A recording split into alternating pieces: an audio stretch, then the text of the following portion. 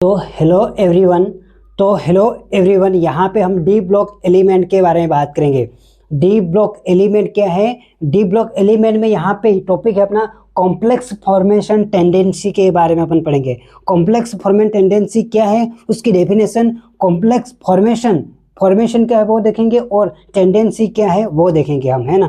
तो लास्ट तक बने रहना वीडियो के साथ। पसंद आए तो वीडियो को लाइक और चैनल को सब्सक्राइब करना, ताकि आपको ऐसी बेहतरीन क्लास में रोजाना देने का प्रयास करूंगा। यहाँ पे हम सरल और आसान भाषा में समझेंगे कि कॉम्प्लेक्स टेंडेंसी क्या है। यहाँ पे कॉम्प्लेक्स टेंडेंसी कैसे काम करती है और किस एलिमेंट में काम करती है और किस ग्रुप में काम करती है वो देखेंगे और कॉम्प्लेक्स बनाने का प्रयास करेंगे। एग्जाम्पल सीधे अपन देखेंगे यहाँ पे अपन। तो कॉम्प्लेक्स क्या है वो देखेंगे और फॉर्मेशन क्या है, टेंडेंसी क्या है वो भी अपन देखेंगे, है ना। स्टेप बाय स्टेप देखेंगे और सरल और आसान कॉन्सेप्ट के साथ मैं आपको समझाऊंगा कॉम्प्लेक्स, है ना। तो यहाँ पे देखेंगे अपन इसकी डेफिनेशन क्या है वो देखेंगे फर्स्ट बार, है ना। तो ऐसा इसकी डेफिनेशन इस प्रकार बनाई गई है कि जब कोई धातु आयन क्या है, जब कोई धातु आयन, विशेषकर डी ब्लॉक एलिमेंट की बात हो रही है यहाँ पे, है ना। डी ब्लॉक एलिमेंट की विशेषकर डी ब्लॉक एलिमेंट धातु आयन अपने चारों ओर उपस्थित लिगेंड क्या, अपने चारों ओर उपस्थित लिगेंड के साथ उप सहसंयोजक यौगिक क्या है, उप सहसंयोजक कोऑर्डिनेट बंध बनाकर अस्थायी यौगिक कॉम्प्लेक्स बनाता है। तो इस गुण को क्या बोलेंगे, इस गुण को कॉम्प्लेक्स फॉर्मेशन टेंडेंसी बोलेंगे, है ना। क्या बोलेंगे हिंदी में, क्या बोलेंगे, कॉम्प्लेक्स निर्माण प्रवृत्ति बोलेंगे। क्या है इसकी डेफिनेशन? जब कोई धातु आयन, विशेषकर डी ब्लॉक एलिमेंट है, विशेषकर क्या, डी ब्लॉक एलिमेंट की बात हो रही है यहाँ पे, है ना। तो डी ब्लॉक एलिमेंट धातु आयन अपने साथ अपने चारों ओर उपस्थित लिगेंड के साथ उप सहसंयोजक कोऑर्डिनेट बंध बनाकर अस्थायी यौगिक कॉम्प्लेक्स बनाता है। तो इस गुण को क्या बोलेंगे, कॉम्प्लेक्स फॉर्मेशन टेंडेंसी बोलेंगे। यहाँ तक समझ में आया? तो आगे बढ़ते हम यहाँ पे किस प्रकार बनेगी, है ना। तो एग्जांपल लेते हैं यहाँ पे Fe3 प्लस एक धातु आयन है। क्या है? एक धातु आयन है। यहाँ पे अपन डी ब्लॉक एलिमेंट में देखा है कि Fe क्या है, एक धातु आयन है और NH3 एक लिगेंड है। क्या है? NH3 एक लिगेंड है ना। लिगेंड है। NH3 के पास एक इलेक्ट्रॉन युग्म है। क्या है? एक इलेक्ट्रॉन युग्म है ना। युग्म इलेक्ट्रॉन या लोन पेयर है। क्या है? लोन पेयर है। यहाँ तक समझ में आया? तो लोन पेयर है, तो लोन पेयर होता है, यहाँ पे क्या होता है, लोन पेयर होता है। किसके पास होगा? NH3 के पास लोन पेयर होता है। यहाँ तक समझ में आया आपको? क्या पढ़े अपन? कॉम्प्लेक्स फॉर्मेशन टेंडेंसी पढ़ रहे हैं यहाँ पे, है ना। तो यहाँ पे क्या होता है कि माना Fe3 प्लस एक धातु है, धातु आयन है ना, धातु आयन है और NH3 एक लिगेंड है। उनके पास NH3 के पास एक इलेक्ट्रॉन युग्म लोन पेयर होता है। क्या इलेक्ट्रॉन युग्म होता है ना, इलेक्ट्रॉन युग्म लोन पेयर होता है। यहाँ तक समझ में आया? तो यह क्या करेगा, यह यहाँ पे मिलकर यह क्या करेगा, यहाँ पे क्या होता है, यहाँ पे इलेक्ट्रॉन युग्म Fe3 को दान देता है। किसको दान करेगा? Fe3 कौन दान करेगा? NH3 दान करेगा। यहाँ तक समझ में आया? Fe3 को दान करता है और इससे क्या होता है, इससे दोनों के बीच में उप सहसंयोजक क्या होता है, इसके दोनों के बीच Fe3 प्लस और NH3 के बीच में क्या बनेगा, इन दोनों के बीच में क्या बनेगा, उप सहसंयोजक कोऑर्डिनेट बंध बनता है। क्या बनता है? कोऑर्डिनेट बंध बनता है। यहाँ तक समझ में आया? और नया यौगिक का निर्माण होता है। इससे क्या होता है, इनके बीच में Fe3 प्लस और NH3 के बीच में आपस में एक बंध बनेगा, कोऑर्डिनेट बंध बनेगा और क्या, एक नया यौगिक या कंपाउंड्स का निर्माण होता है। यहाँ तक समझ में आया? यहाँ तक समझ में आया? तो यहाँ पे यह क्या होता है, Fe3 और NH3 के बीच में एक सहसंयोजक या कोऑर्डिनेट बॉन्ड बनेगा, जिससे क्या है कि एक यौगिक या कोऑर्डिनेट कंपाउंड्स का निर्माण होता है। यहाँ तक समझ में आया? तो कैसा बनेगा, यहाँ पे एग्जाम्पल क्या है, यहाँ पे एग्जाम्पल देखेंगे अपन। एग्जाम्पल क्या है यहाँ पे, एक धातु मेटल है, NH3 क्या है, Fe क्या एक धातु है, मेटल आयन, Fe क्या मेटल आयन है, प्लस क्या है यहाँ पे Fe एक धातु आयन है, प्लस क्या होगा, लिगेंड क्या है, लिगेंड किसको बोलेंगे, अब NH3 को लिगेंड बोलेंगे ना, लिगेंड से क्या बनेगा, फिर क्या बनेगा, कॉम्प्लेक्स कंपाउंड बनेगा। मेटल आयन प्लस लिगेंड मिलके क्या बनेगा, कॉम्प्लेक्स आयन बनेगा, कॉम्प्लेक्स आयन बनेगा। क्या बनेगा, कॉम्प्लेक्स आयन बनेगा। यहाँ तक समझ में आया है ना। किसके बीच में, एक Fe3 और इनके बीच में एक NH3 एक लिगेंड है, NH3 के पास एक इलेक्ट्रॉन युग्म होता है, तो लोन पेयर होता है। तो यहाँ पे क्या होता है, metal plus metal ion plus ligand के बीच में को आपस में जोड़ने से एक क्या उनके बीच में एक उप सहसंयोजक बंध बनेगा, जिससे क्या होता है, एक नए यौगिक का निर्माण होगा। यहाँ तक समझ में आया, क्या होगा, एक नए यौगिक का निर्माण होगा। नए यौगिक का मतलब होता है कि नए यौगिक का मतलब कंपाउंड्स है ना, नए कंपाउंड्स का उत्पादन होगा। यहाँ तक समझ में आया। तो कैसे होगा, एग्जाम्पल के लिए क्या, जैसे एग्जाम्पल है यहाँ पे Fe3 प्लस क्या होगा, NH3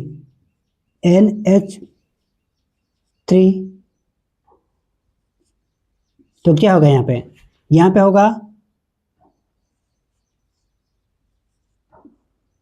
FeNH3 और यहाँ पे क्या होगा 3 माइनस प्लस 3 है ना, ये रहेगा। कैसे, Fe3 प्लस 4NH3 ये होगा, क्या होगा, कॉम्प्लेक्स बनेगा, है ना। क्या बनेगा, उप सहसंयोजक यौगिक बनेगा, कॉम्प्लेक्स बनेगा। यहाँ पे F कोऑर्डिनेट इनके बंध से, उनके जुड़ने से, और कॉम्प्लेक्स NH3 प्लस है ना, ये उसका कॉम्प्लेक्स बनेगा। जैसे एक ये एग्जांपल ले लिया अपन ने, तो दूसरा एग्जांपल क्या लेंगे, दूसरा एग्जांपल लेंगे अपन Cu2 प्लस और NH क्या होगा, NH3 है ना, NH3 यहाँ पे 4 लग जाएगा, और यहाँ पे क्या होगा, बड़ा ब्रैकेट Cu होल NH3 यहाँ पे क्या होगा, 4 लग जाएगा, क्योंकि ये 4 है नहीं यहाँ पे, है ना। तो ये क्या होगा, Cu2 कहाँ लग जाएगा, यहाँ पे पीछे, है ना। यह तक समझ में इस प्रकार बनेगा। ये क्या है, धातु आयन है, यहाँ पे Fe क्या धातु आयन है, और NH3 क्या है, एक क्या है, कॉम्प्लेक्स लिगेंड है यहाँ पे, है ना। और यहाँ पे क्या बना है, उत्पादन के रूप में कॉम्प्लेक्स बना है ना। यहाँ तक समझ में आया, यहाँ तक समझ। यहाँ पे क्या होगा, Cu क्या है, यहाँ पे अपन देखेंगे यहाँ पे, तो यहाँ पर क्या एग्जाम्पल के लिए क्या है, यहाँ पर क्या है, देखना ध्यान से, Cu प्लस, यहाँ क्या है, धातु आयन है, क्या है यहाँ पे, धातु आयन है, क्या है यहाँ पे, धातु आयन है। और ये क्या, NH3 क्या है यहाँ पे, NH3 का क्या है यहाँ पे, NH3 क्या लिगेंड है, यहाँ पे क्या है, लिगेंड। और कॉम्प्लेक्स आयन बोलेंगे, इसको क्या बोलेंगे, Cu2 प्लस धातु आयन है, और NH3 क्या लिगेंड है, और इसको क्या बोलेंगे अपन, Cu ब्रैकेट है ना, Cu और होल क्या है, ये क्या है, कॉम्प्लेक्स आयन, ये क्या है, कॉम्प्लेक्स आयन, क्या है, कॉम्प्लेक्स आयन, कॉम्प्लेक्स आयन है।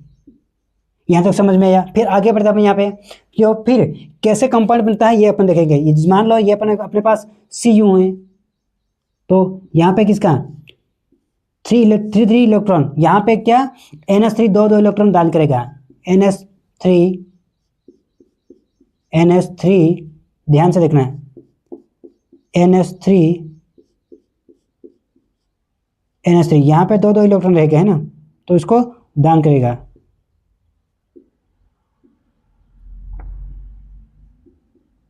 यहाँ से समझ में आया, ब्रैकेट बड़ा वाला, है ना। फिर 2 कहाँ जाएगा, Cu2 है क्या पे, तो Cu2 क्या है, यहाँ पे जुड़ जाएगा ऐसा, ठीक है। यहाँ तक समझिए।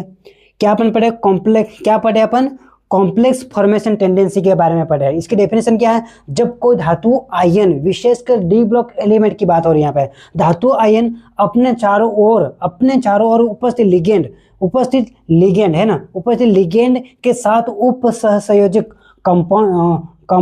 कोऑर्डिनेट, अपने साथ लिगेंड के साथ उप सहसंयोजक कोऑर्डिनेट बंध बनाकर अस्थायी यौगिक बनाता है, मतलब एक अस्थायी यौगिक बनाता है, कॉम्प्लेक्स कंपाउंड बनाता है। तो इस गुण को कॉम्प्लेक्स फॉर्मेशन, इस गुण को क्या कॉम्प्लेक्स फॉर्मेशन टेंडेंसी कहेंगे, है ना। एक अस्थायी यौगिक बनाता है इसको, है ना। तो मान ये अपन इसके बाद ये पढ़ा अपन Fe3 क्या एक धातु आयन है और NH3 एक लिगेंड है।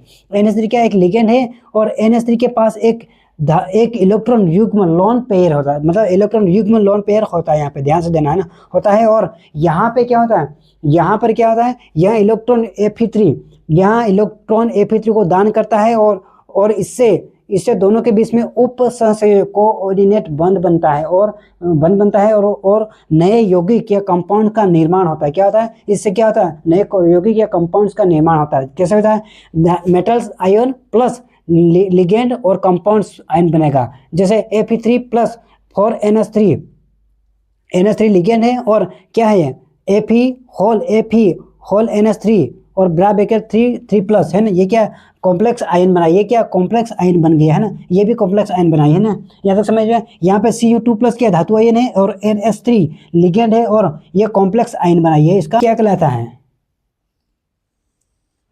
यही कहलाता है अपना कॉम्प्लेक्स फॉर्मेशन टेंडेंसी।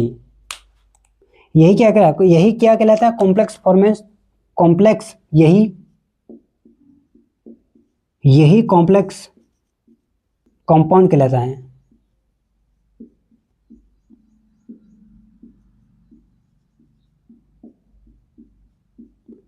यही कॉम्प्लेक्स कंपाउंड कहलाता है। यहाँ तक समझ में आया। फिर यहाँ पे डी ब्लॉक तत्वों में कॉम्प्लेक्स बनाने की प्रवृत्ति क्यों होती है, क्या बोला यहाँ पे, डी ब्लॉक एलिमेंट में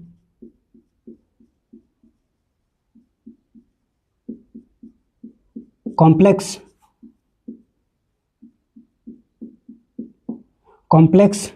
डी ब्लॉक एलिमेंट में कॉम्प्लेक्स बनाने की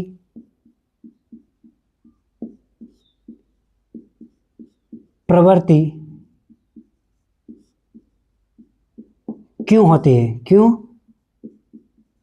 है, ये पूछ रहा है यहाँ पे। क्यों, इसके कितने रीजन है, 5 रीजन है ना। तो पहला रीजन अपन यहाँ पे लिख लेता हूँ, इसके बाद आपको मैं बता देता हूँ ना। तो डी ब्लॉक एलिमेंट में कॉम्प्लेक्स बनाने की प्रवृत्ति क्यों होती है, इसके 5 रीजन है। कौन कौन से रीजन है, धातु का आयन का आकार बहुत छोटा होता है इसलिए होता है। फर्स्ट कारण ये है, किसका, धातु आयन का आकार बहुत छोटा होता है इसलिए ये कॉम्प्लेक्स फॉर्मेशन टेंडेंसी बनाता है। फिर दूसरा रीजन है धन आवेश का पॉजिटिव चार्ज क्या है, ज़्यादा होता है। धन आवेश का पॉजिटिव चार्ज ज़्यादा होता है इसलिए कॉम्प्लेक्स फॉर्मेशन टेंडेंसी बनाते हैं। फिर इसके बाद क्या है, कॉम्प्लेक्स बनाते। फिर थर्ड नंबर पे क्या, आवेश का घनत्व क्या है, आवेश की डेंसिटी हाई होती है इसलिए ये बनाते हैं। फोर्थ कारण है रिक्त डी कक्ष क्या है, रिक्त डी कक्ष वेकेशन डी ऑर्बिटल का उपलब्ध होना, मतलब इसके डी वेकेशन का डी ऑर्बिटल उपलब्ध रहता है इसलिए यहाँ पे कॉम्प्लेक्स बनाता है। ठीक है। फॉर 5 नंबर पे वेरिएबल ऑक्सीडेशन स्टेट, परिवर्तनशील ऑक्सीकरण अवस्था के कारण ये कॉम्प्लेक्स बनाते हैं। तथा इसके बारे में फिर आगे बढ़ते हैं। इन कारणों से डी ब्लॉक धातु लिगेंड आसानी से आकर्षित करती है। क्या, आसानी से लिगेंड को आकर्षित करती है। लिगेंड आसानी से आकर्षित करती है। फिर स्थिर कॉम्प्लेक्स, अस्थायी कॉम्प्लेक्स बनाती है, अस्थायी कॉम्प्लेक्स का निर्माण करती है ये। ठीक है, डी ब्लॉक एलिमेंट की बात हो रही है यहाँ पे। फिर कॉम्प्लेक्स में सेंट्रल मेटल आयन कौन होता है, कॉम्प्लेक्स के अगर जैसे ये है ना, इस प्रकार के सेंट्रल आयन या सेंट्रल मेटल्स कौन से होते हैं, अपन इसके बारे में बात करेंगे, है ना। फिर लिगेंड में जो इलेक्ट्रॉन डोनेट करते हैं, उसको क्या बोलेंगे, वे बोलेंगे। ठीक है। तो यहाँ पे कॉम्प्लेक्स में सेंट्रल मेटल्स आयन कौन से होते हैं, Fe3 प्लस और Cu2 प्लस और CO3 प्लस, ये है कॉम्प्लेक्स में सेंट्रल मेटल के आयन होते हैं ना। फिर इसके बाद अपन पढ़ेंगे लिगेंड में इलेक्ट्रॉन पेयर डोनेट करते हैं, है ना। कौन कौन से, NH3 होता है और H2O एक्वाई होता है और CO होता है ना। तो मिलते हैं एक नेक्स्ट क्लास के साथ, तब तक वीडियो को लाइक और चैनल को सब्सक्राइब करना ताकि आप